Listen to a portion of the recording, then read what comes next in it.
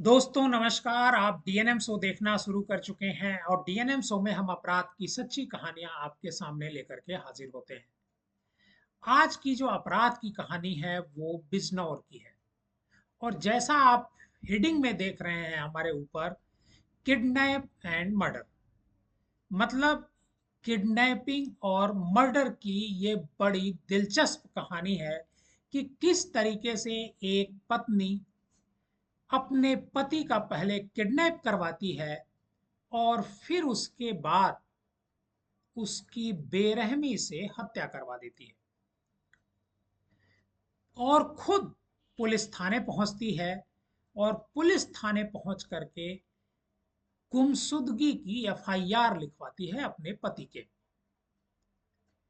लेकिन पुलिस है जब जांच करती है, पुलिस जब कॉल डिटेल निकालती है, तो जो खुलासा होता है वो बेहद चौंकाने वाला होता है।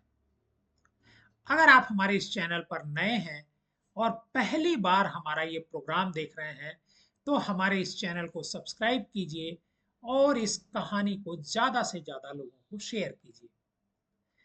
दरअसल उत्तर प्रदेश का एक जिला है बिजनौर, और बिजनौर का एक इलाका है सिवाला कला। सिवाला कला में मकरेंद्र एक व्यक्ति होता है, वो राजस्थान में नौकरी करता है।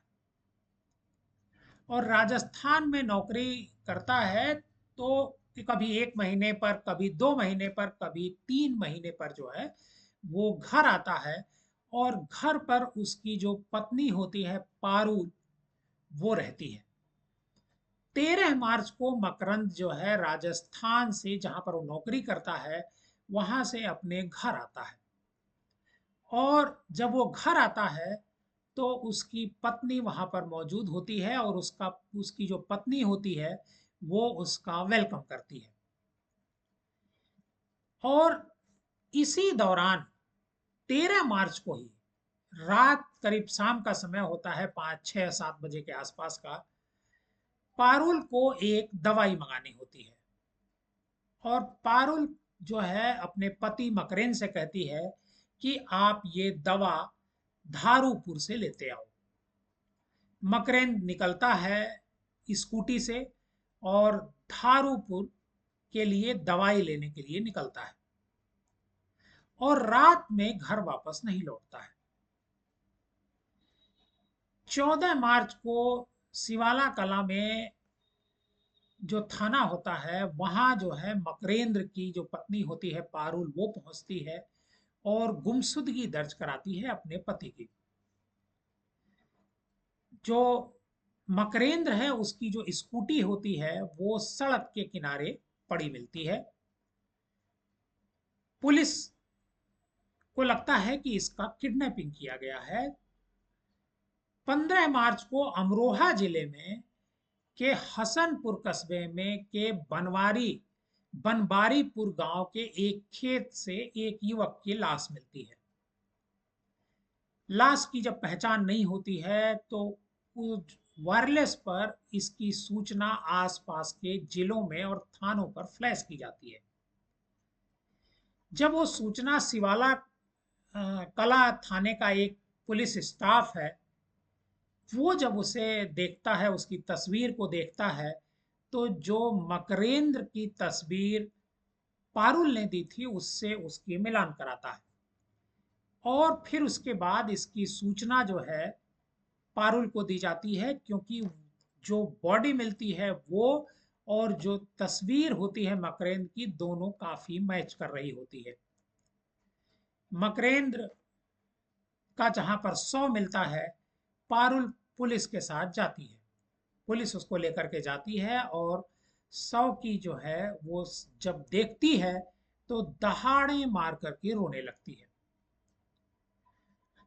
पुलिस जो है जब ये छानबीन करती है, उसके पहले बात तो छानबीन करती, इधर छानबीन करती, दूसरी तरफ बॉडी को पोस्टमार्टम के लिए भेजा जाता है। जब पोस्टमार्टम होता है तो पोस्टमार्टम में पता चलता है कि उसकी हत्या की गई है। और पुलिस जांच पड़ताल में लगी रहती है और जांच पड़ताल के दौरान पुलिस जो है पारुल के मोबाइल की कॉल डिटेल निकलवाती है, और कॉल डिटेल जब निकलती है तो बेहद चौंकाने वाला तथ्य प्रकाश में आता है कि पारुल विनीत नाम के एक लड़के से रोज 1 से 2 घंटे बात करती है। पुलिस पहले तो पारुल से पूछती है, लेकिन पारुल कुछ भी बताने से मना कर देती है। विनीत संभल जिले का रहने वाला होता है।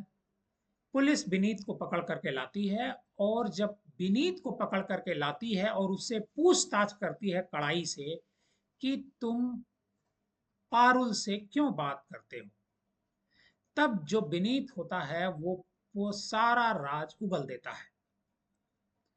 विनीत बताता है कि उसने और पारुल ने मिल करके मकरेंद्र को रास्ते से हटाने के लिए मर्डर का प्लान किया। पहले उसका किडनैप किया गया और अपने साथियों के साथ उसे हसनपुर के बावन खेड़ी गांव ले जाया गया किडनैप करके, और वहां पर बेल्ट से गला घोंट करके उसे मार डाला गया। उन्होंने गाड़ी के पाने रिंच से सिर में मार कर उसके सिर को भी घायल कर दिया, और विनीत और उसके साथियों ने लाश को एक खेत के में डाल दिया। विनीत ने बताया कि वो एक ऑर्केस्ट्रा कलाकार है, और एक कार्यक्रम के दौरान उसकी मुलाकात पारुल से होती है, और पहले तो जान पहचान होती है, फिर मोबाइल नंबर एक दूसरे का एक्सचेंज होता है, और दोनों में दोस्ती होती है, और ये दोस्ती प्यार में बदल जाती है। पारुल और विनीत एक दूसरे के प्यार में इतने अंधे थे कि वो दोनों, विनीत और पारुल, राजस्थान जाकर के मकरेंद्र को मार डालना चाहते थे। पारुल ने बताया कि होली पर वह गांव आएगा, तभी ठिकाने लगा दिया जाएगा। जो बिजनौर के एसपी हैं, देहात हैं, राम अर्ज, वो मीडिया को बताते हैं कि पारुल और विनीत के जो है आपत्तिजनक फोटो मकरेंद्र ने पहले देख लिए थे, और पारुल को शक था कि उसका पति मकरेंद्र उसे कभी भी मार सकता है। इसलिए पारुल ने अपने प्रेमी विनीत से उसे मरवाने का प्लान बनाया, और पहले अपहरण कराया, और फिर खेत में ले जा करके गला दबा करके, गला घोंट करके बेल्ट से उसकी हत्या करवा दी, और इस हत्या को एक दुर्घटना बताने की भी कोशिश की गई। लेकिन पुलिस जब विनीत को पकड़ती है तो सब कुछ उसे पता चल जाता है। दरअसल मकरेंद्र पहले पारुल के साथ अपने गांव पर ही रहता था और यहीं पर काम करता था, लेकिन इसी दौरान उससे पारुल के मोबाइल में विनीत के साथ पारुल की कई आपत्तिजनक तस्वीरें देख ली, जिसको लेकर के पारुल और मकरेंद्र में अक्सर कहासुनी होती थी, और कई बार तो पुलिस तक मामला जाने की स्थिति आ गई थी, और पारुल जो है इससे घबराई हुई थी। उसको ऐसा लगता था कि मकरेंद्र उसकी हत्या भी करवा सकता है। इसी दौरान जो है मकरेंद्र को लगता है कि पारुल से दूर वो चला जाए, और दूर जाने के लिए ही उसने राजस्थान में नौकरी की तलाश की, और वहां पर नौकरी करने चला गया। दोनों की बातचीत भी बहुत कम होती थी, लेकिन जो पारुल थी उसे संदेह था कि उसका पति उसकी हत्या करवा सकता है। इस बात को लेकर के वो काफी डरी हुई थी। इस वजह से उसने अपने पति मकरेंद्र के मर्डर का इतना गहरा प्लान तैयार किया। आपको आज की हमारी ये कहानी कैसी लगी, हमें कमेंट बॉक्स में जरूर बताइएगा। आप सावधान रहिए और डीएनएम शो देखते रहिए।